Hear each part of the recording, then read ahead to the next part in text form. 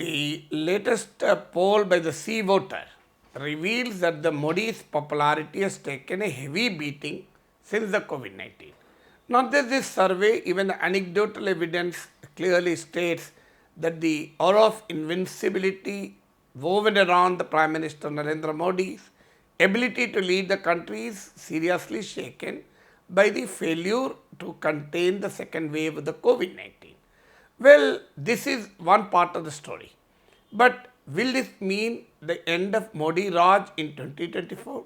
That is a too far-fetched estimation. It is a far-fetched speculation because Modi has a remarkable capability to turn around, to ensure that his image comes back. It is true that especially on the economy and the COVID, Prime Minister Narendra Modi is under serious questioning. So the people are questioning him for the first time. Because if you look at the economy in the last 7 years, the 5 out of 7 years, India's economy has always slipped. It is not just a pandemic which has resulted in the minus 7.3% growth rate. If you look at from the 2016-17, there is a continuous decline in the GDP growth rates, which means the 5 out of the 7 years of Modi were especially known for bad economic management. So that is precisely the reason why people are seriously questioning the capability of the Modi to lead the country. But significantly enough is the fact that there is no alternative to Modi. So the Tina factor is contributing to a great extent to the Modi's resilience. So the Sea Voter survey also reveals that there is not a single opposition leader at a national level who can nearly match the popularity of Modi. Surprisingly, in the Sea Voter survey, the rating given to all the opposition leaders, ranging from Mamata Banerjee to Arvind Kejriwal to Stalin, the ratings given to all the opposition leaders put together, including Rahul Gandhi, will not match the Modi's popularity. So this is the first reason why I said it is too far-fetched conclusion if somebody believes that the Modi's Raj has come to an end. Then the second is, still people believe that Modi can steer the country out of this crisis. Modi has an advantage of trustworthiness. Even when he has taken some of the most controversial decisions, like demonetization, etc., people believe that they are done with a good intention. Even after their failures were so crystal clear, demonetization was a disaster. Everybody knows this today. Not a single rupee of black money was unearthed by the policy of demonetization. The cash has come back with some kind of a vengeance. Today, the circulation of cash in the Indian economy is much, much more than what it was in 2016 when demonetization was effected. On the contrary, on the other side, the economy was seriously hit and India's GDP decline began with the year 2016-17. So even the avid supporters of demonetization in 2016 are now beginning to accept that demonetization was a policy failure. Yet people still believe that it was done with a good intention. Even if it is a failure, if it was done with a good intention, that is the level of trustworthiness Modi enjoys. So this is an advantage for Modi. So today in the Sea Voter survey, people said, well, they are angry with the Modi, but they still believe that Modi can deliver. So that is an advantage Modi. Third thing is that Modi has effectively marketed the brand of hope. He is a good salesman who could sell the hope and aspiration. Well, he is the first leader in the contemporary India to understand the demographic transition that is taking place in India. So this demographic transition is a large section of young Indians coming into the democratic mainstream. So these young Indians do not believe in cynicism, do not believe in pessimism. So that's the reason Modi coined the word professional pessimist.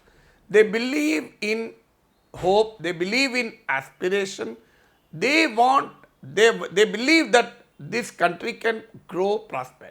So the Modi has very effectively marketed this brand of hope. But the COVID-19 has created, COVID-19 induced health disaster and economic disaster have created a gloom around.